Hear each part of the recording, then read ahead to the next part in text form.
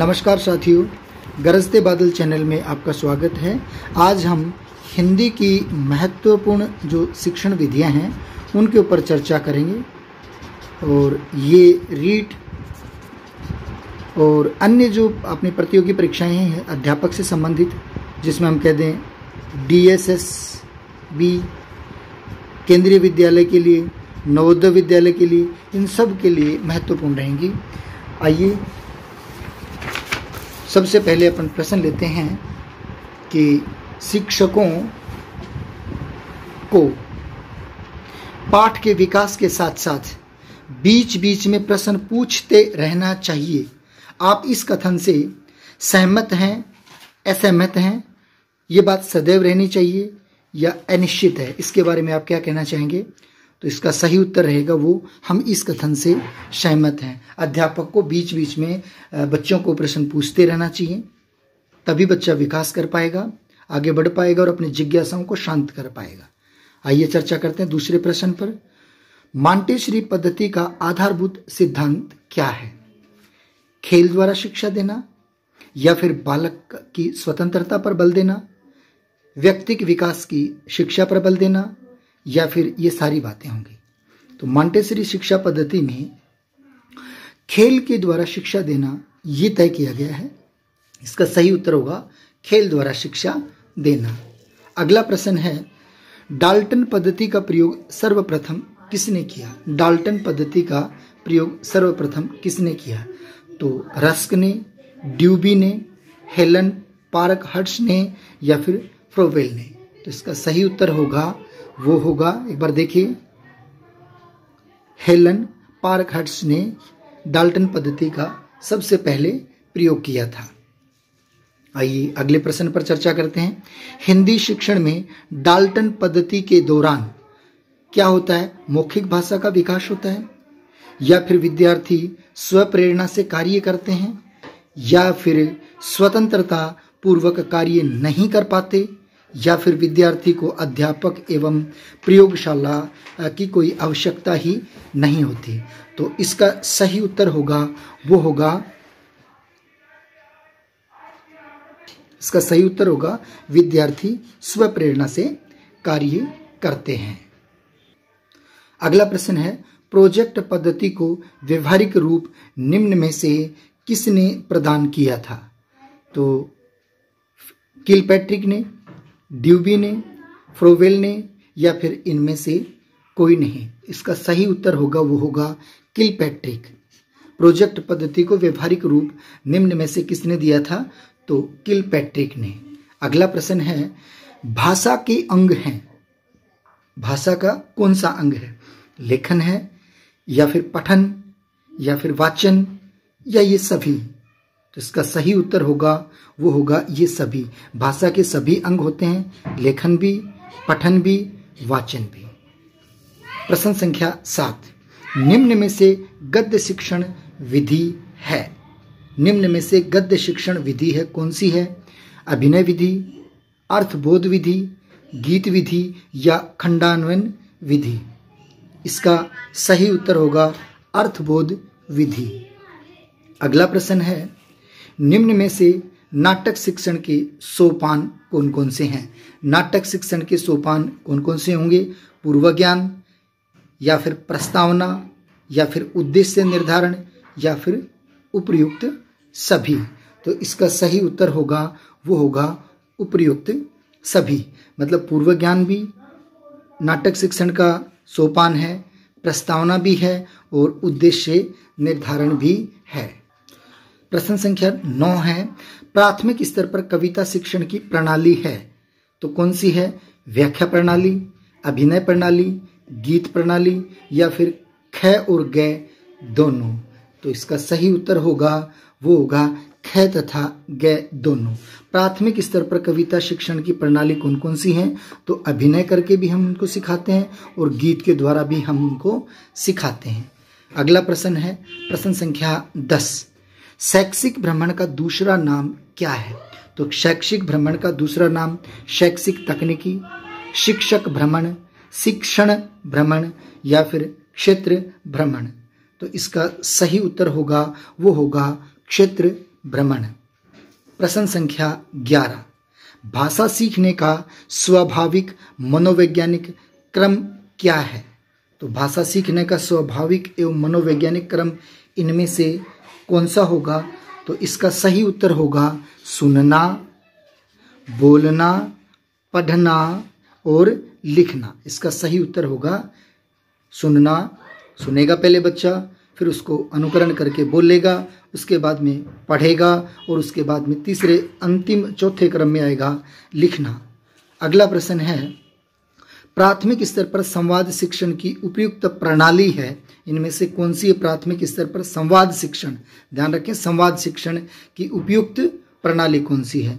तो कक्षा अभिनय प्रणाली, या फिर रंगमंच प्रणाली, या फिर व्याख्या प्रणाली, या फिर आदर्श नाट्य प्रणाली।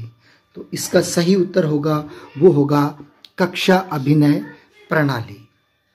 प्रश्न संख्या 13 है, कविता शिक्षण का मुख्य उद्देश्य क्या है? गायन दक्षता विकसित करना, मनोरंजन करना, शब्दार्थ बोध कराना या भावानुभावन, इनमें से कौन सा होगा? तो इसका कविता शिक्षण का मुख्य उद्देश्य होगा वो भावानुभावन होगा। अगला प्रश्न है, शिक्षक की क्रिया से संबंधित है, शिक्षक की क्रिया से संबंधित है कौन सा है? मौन वाचन है, अनुकरण वाचन है, आदर्श वाचन है या संवेद वाचन है? तो इसका सही उत्तर होगा आदर्श वाचन, क्योंकि अध्यापक ही आदर्श वाचन करता है। अगला प्रश्न है प्रश्न संख्या 15, मातृभाषा की क्या विशेषता है? मातृभाषा की क्या विशेषता है? तो बिना भावानुवाद के पढ़ाया जाना, अनुवाद करके पढ़ाया जाना, जैसा का वैसा बता देना, जैसा दे रखा है वैसा बता देना, या फिर उपयुक्त सभी। इसका सही उत्तर होगा वो होगा अनुवाद करके पढ़ाया जाना। प्रश्न संख्या 16 है, व्याकरण का ज्ञान क्यों दिया जाता है? व्याकरण का ज्ञान क्यों दिया जाता है? ये तो आपने पहले भी सुना होगा, पुत्र बहुत अधिक ना पढ़, केवल व्याकरण पढ़ ले, जिससे आपको काफ़ी सारी चीज़ें पता चल जाएं। तो उसी से ये प्रश्न बनाया गया है। सूत्रों का ज्ञान करवाने के लिए, संधि का ज्ञान करवाने के लिए, या फिर कारक तथा संज्ञा का ज्ञान करवाने के लिए, भाषा की शुद्धता या और अशुद्धता का ज्ञान करवाने के लिए। तो व्याकरण का हिंदी में पठन क्यों करवाया जाता है? एक तो भाषा की शुद्धता के लिए, क्योंकि व्याकरण की परिभाषा ही ये कहती है शुद्ध बोलना, लिखना, पढ़ना, सीखना, ये सारी चीज़ें। तो शुद्ध भाषा का शुद्ध रूप, और अशुद्धता का ज्ञान कराने के लिए, अगर कोई गलत चीज़ आ रही है तो उसके बारे में भी बताने के लिए किया जाता है। अगला प्रश्न है, वाचन में आदर्श वाचन कौन करता है? वाचन में आदर्श वाचन कौन करता है? तो आदर्श वाचन प्रधानाचार्य करते हैं, या फिर अध्यापक या छात्र, या ये सभी करते हैं। तो आदर्श वाचन हमेशा शिक्षक के द्वारा किया जाता है, अध्यापक के द्वारा किया जाता है। अगला प्रश्न है, छात्र स्वयं निरीक्षण एवं चिंतन करते हुए नियम निकालते हैं, ऐसी विधि को क्या कहा जाता है? आगमन विधि, निगमन विधि, व्याख्या विधि या फिर व्यास विधि? तो छात्र स्वयं निरीक्षण करके एवं चिंतन करके नियम निकालते हैं, वो होगी आगमन विधि। इसका सही उत्तर होगा आगमन विधि। अगला प्रश्न है, वस्तुनिष्ठ परीक्षण की विशेषता इनमें से कौन सी है? वैधता, विश्वसनीयता, वस्तुनिष्ठता या ये सभी?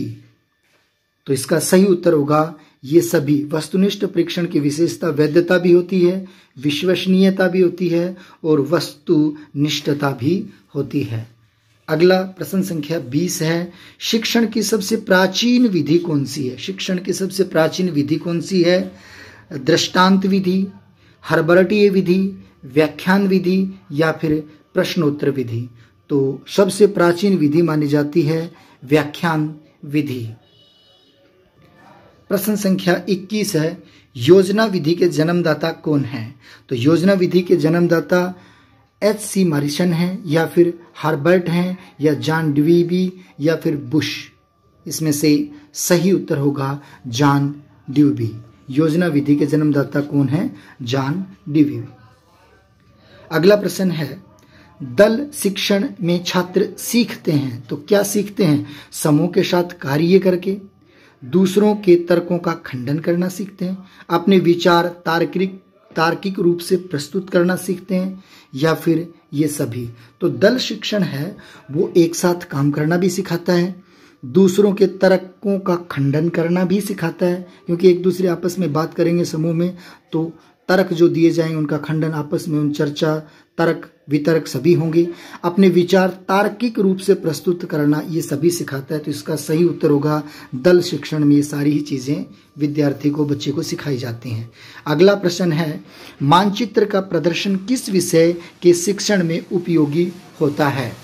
तो इसमें क्या होगा सही उत्तर इसका? इतिहास, भूगोल, दोनों में या फिर किसी में भी नहीं। मानचित्र का प्रदर्शन किस विषय के शिक्षण में उपयोगी है? इतिहास में, भूगोल में, या इतिहास भूगोल दोनों में, या किसी में भी नहीं। तो इसका सही उत्तर होगा मानचित्र भूगोल में तो अति आवश्यक है और इतिहास में भी है, अतः इसका सही उत्तर होगा वो होगा ग, दोनों में। अगला प्रश्न है, पांडुलिपि, भग्नावशेष, सिक्के आदि का उपयोग किया जाता है। तो किसमें किया जाता है?